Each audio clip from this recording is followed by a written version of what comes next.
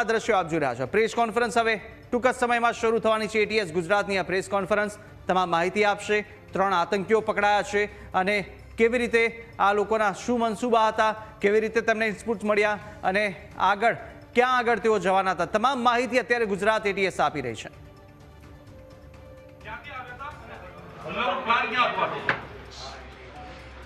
हमारा Gujarat एटीएसના DYSP SL ચૌધરીને એક બાતમી મળી હતી કે એક હૈદરાબાદનો રહેવાસી માણસ છે જેનું નામ અહેમદ મોહિઉદ્દીન સૈયદ છે।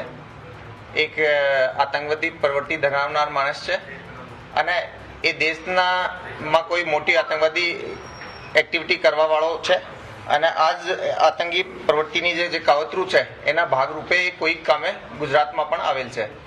આ ઇન્ફોર્મેશન જ્યારે એસએલ ચૌધરી સાહેબને મળી એને સિનિયર અધિકારીઓ જોડે શેર કરવામાં આવેલ। ઘણી બધી ટીમ્સ બનાવવામાં આવેલી અને એ માણસની જે ટેકનિકલ ઇન્ફોર્મેશન છે એના ઉપર કામ કરવામાં આવેલ। આના સીડીઆર લોકેશન્સ વગેરે બધું લેવામાં આવેલો।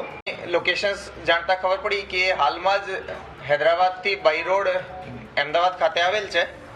એના મુવમેન્ટને ટ્રેક કરતા પરમ દિવસે ઇવનિંગમાં અડાલજ ટોલ નાકા પાસેથી એક આંધ્રપ્રદેશ નંબરની ગાડી મળી આવેલ, જેમાં એક માણસ બેસેલો હતો, જેની આઈડેન્ટિટી પૂછતા જે ઇન્ફોર્મેશન વાળો માણસ હતો એ જ એની અંદર હતો। એ માણસની પંચો રૂબરૂ સર્ચ કરવામાં આવેલો। એ દરમિયાન અમને એના પાસેથી 2 ગ્લોક પિસ્ટલ, એક બેરેટા પિસ્ટલ અને 30 લાઈવ કાર્ટીજ મળી આવેલા। સાથે સાથે એની પાસે એક 4 લીટર જેવો લિક્વિડ પણ હતો, જેની પ્રારંભિક એને બતાવ્યા મુજબ એ કેસ્ટર ઓઇલ છે। એ એની ગાડીમાંથી સીઝર કરવામાં આવેલ અને બીજી થોડી ઘણી રૂટીન વસ્તુઓ પણ એનાથી મળી આવેલી।